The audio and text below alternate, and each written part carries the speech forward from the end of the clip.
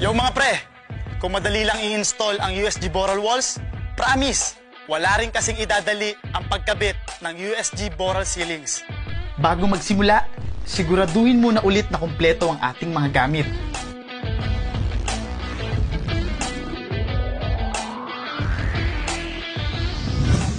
Sundin ulit ang ating frame requirements bago simulan ang installation.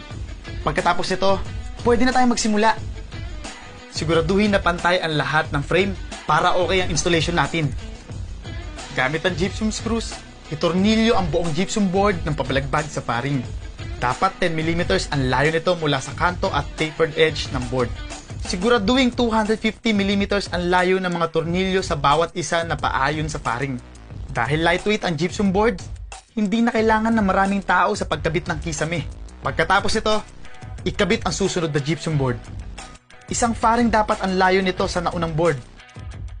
We're down to our last step. Sabi sa inyo, madali lang to, di ba? Masilyahan ang pagitan ng mga gypsum board gamit ang USG Boral Premium Jointing o Premium Premix at Taper Tape.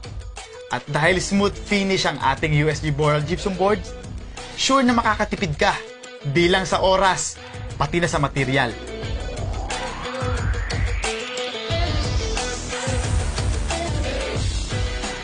Kaya't ano pang hinihintay nyo? Mag-USG Boral na!